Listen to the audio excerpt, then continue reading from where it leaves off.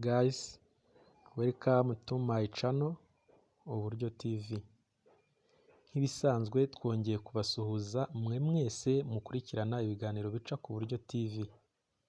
Aho muri hirya no hino mukora imirimo igiye itandukanye, reka twizere ko muri amahoro, murimo mushima Imana ndetse n'abantu. Twizere ko imirimo yanyu imeze neza, iri kugenda neza 100%, nk'uko uyu mwaka wa 2023 twawutangiye benshi twihaye intego y'ibyo tugomba guhigura. Twizere ko bamwe muri mwe biri kugenda biba achieved. Nk'uko mubibona rero, uyu munsi wa none tugarutse mu ruganda rwa cryptocurrency, muri industry ya cryptocurrency, aho tugiye kuvuga kuri core mining, tugiye kuvuga kuri Bitcoin Satoshi.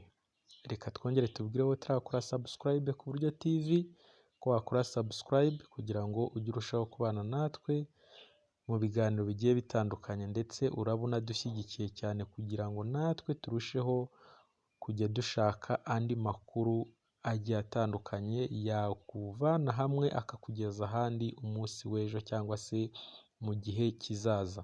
Nyamuneka niba utarakora subscribe ku Buryo TV, kora subscribe kugira ngo urusheho kujya ubana natwe umunsi ku wundi. Guys, murabizi mu video yacu yabanje twavugaga uburyo hasigaye iminsi mikeya kugira ngo iyi core mining cyangwa se Bitcoin Satoshi ishyire ku mugaragaro ibyayo, iduhishurire ibyiduhishiye.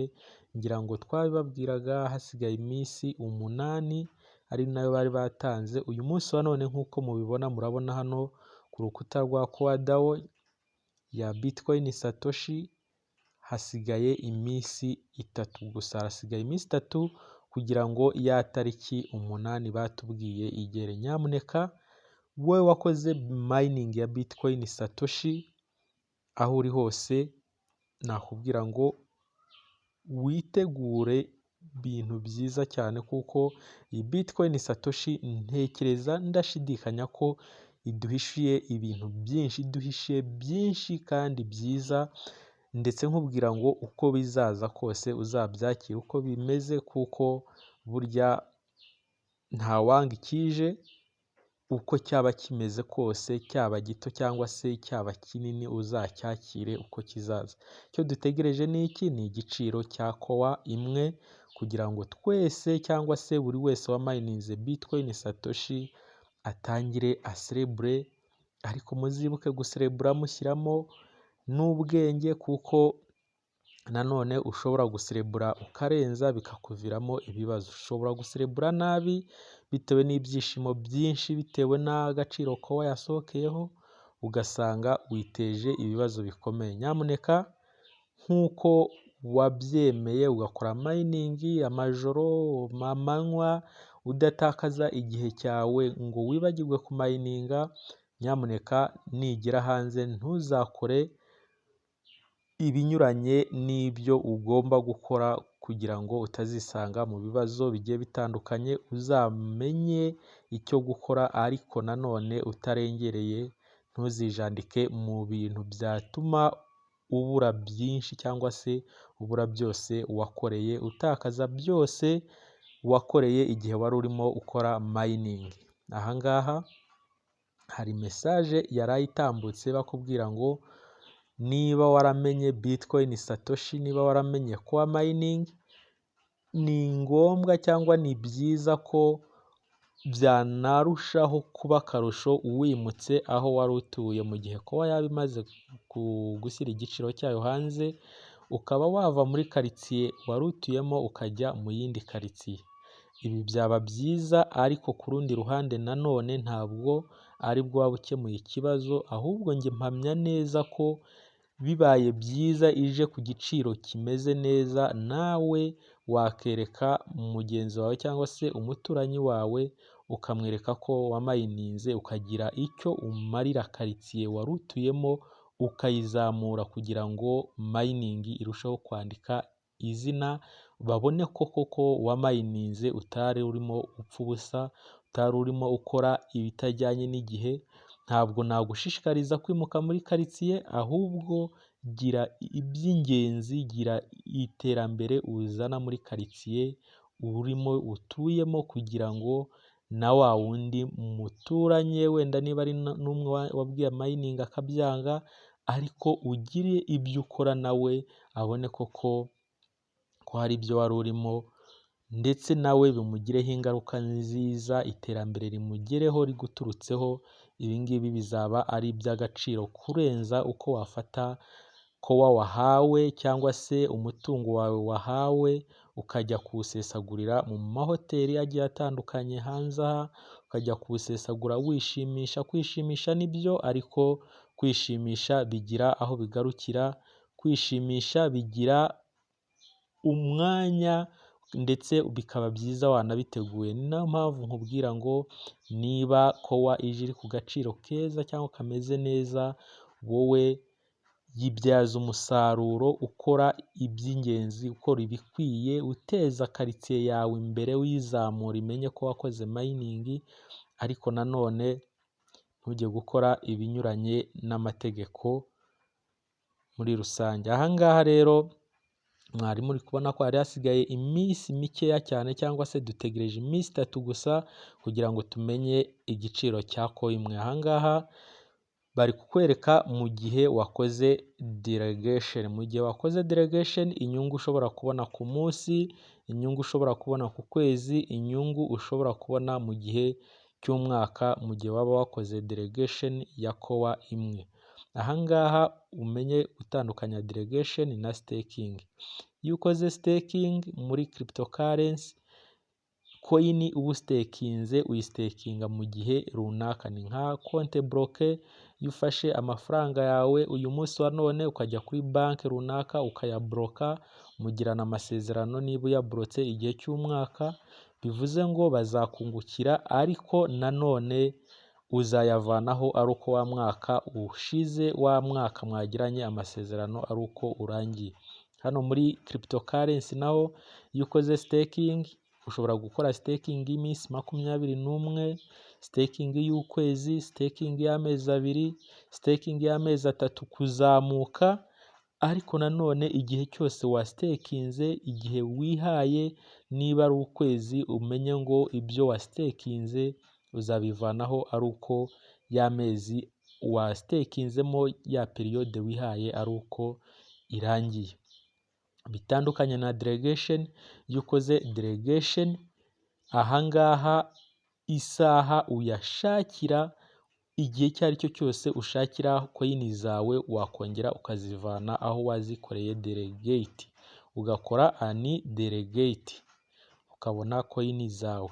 Urumva ko delegate imeze nka flexible saving muri Binance. Flexible saving muri Binance, iyo wakoze flexible, amafaranga yawe cyangwa se coin zawe isaha iyo ari yo yose wajyamo ukazivanamo.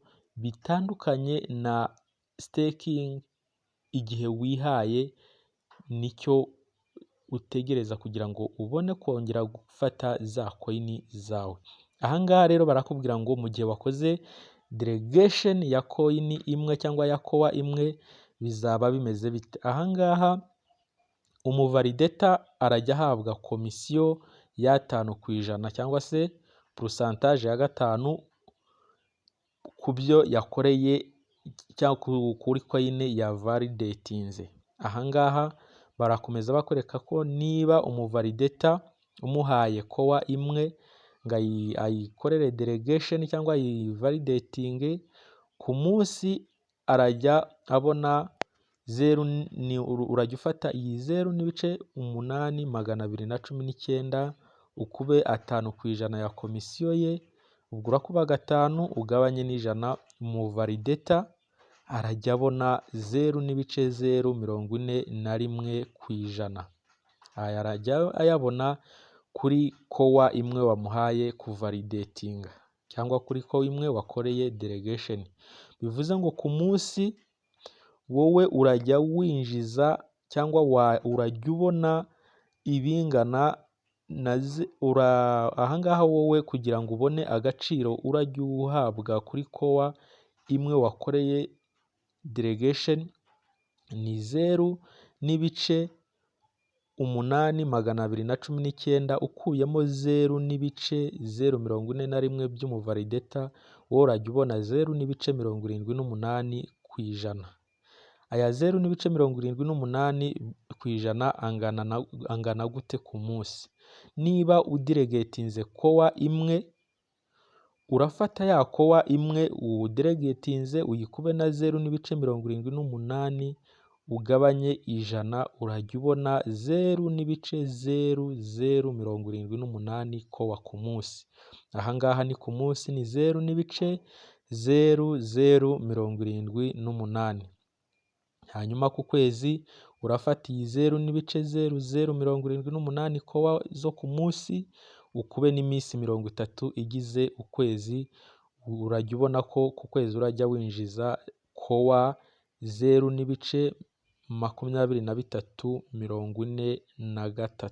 Ahangaha ni kowa wajya winjiza mu gihe cy'ukwezi. Naho mu gihe cy'umwaka ubwo wajya ufata iyi 0,2343 kowa winjije ku kwezi uzikube n'amezi 12 agize umwaka, urajya ubona kowa 2,81,16 kowa nibyo urajya winjiza mu gihe kingana n'umwaka. Hanyuma ukagaruka ukibaza ese niba kowa iramutse koko isohotse ku giciro cy'ibihumbi 6,555 y'idolari, icyo gihe ukadelegatinga kowa imwe wajya winjiza angahe? Ahangaha nkwibutsa nongera no kugushishikariza, nyamuneka niba waramenye Bitcoin Satoshi, niba waramenye iyi kowa mining, ndagushishikariza kuzahita ukora delegation.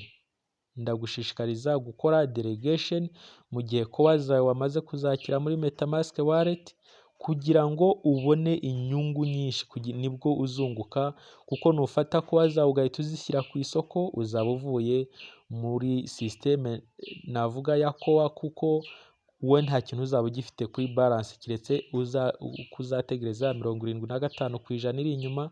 Ariko icyiza ni uko wafata iyi 25% igiye kubanza muri wallet yawe ukaryaho nibura 5%, hanyuma 20% ukayikorera delegation, ukayidelegatinga. Reba inyungu ushobora kuzaba uri kubona mu gihe wakoze delegation ko imwe iba isohokeye ku 6,555 y'idolari.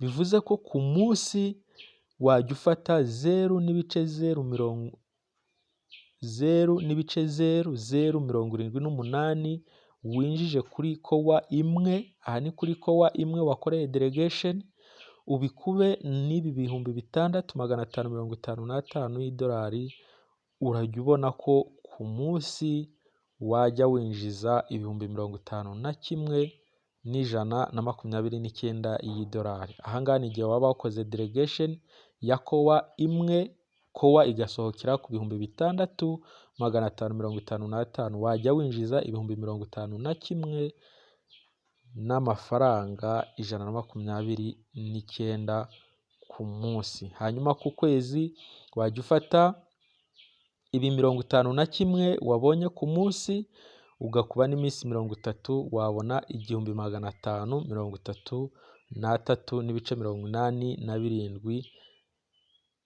by'idolari ku kwezi. Ahangaha urumva ko waba ufite amafaranga menshi winjiza buri munsi, ubona salary buri kwezi, ndetse ku mwaka ukaba wajya ubona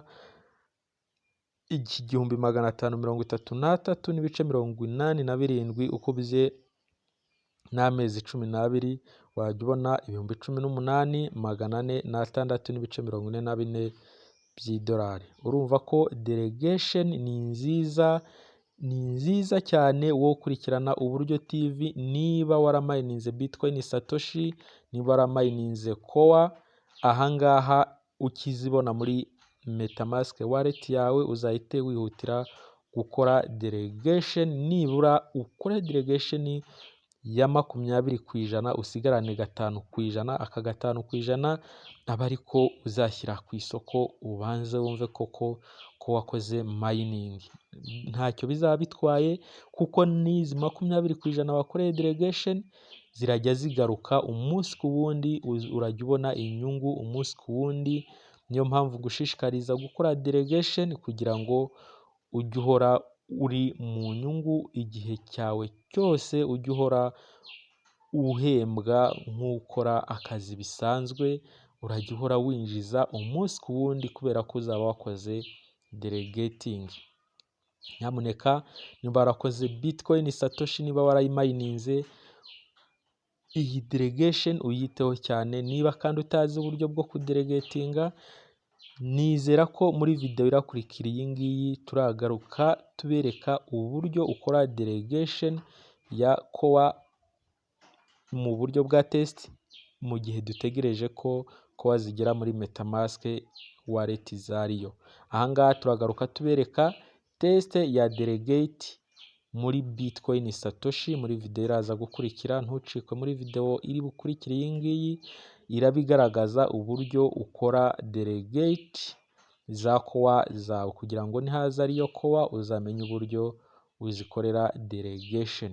Nyamuneka urumva ko gukora delegate nibyo bizatuma ubona umusaruro mwinshi muri kowa zawe, ni nabyo bizatuma kowa irushaho no kugira agaciro, kuko nihakorwa delegate ku ba miners bose cyangwa se ku ba pioneers bakoze Bitcoin Satoshi, birumvikana ko kowa hanze zizahita zibura, kowa zizaba nkeya ku isoko, noneho za zindi 5 zawe wisigarije uhite uzigurisha ku giciro cyo hejuru, ndetse uri no guhembwa inyungu ku zo wakoreye delegate.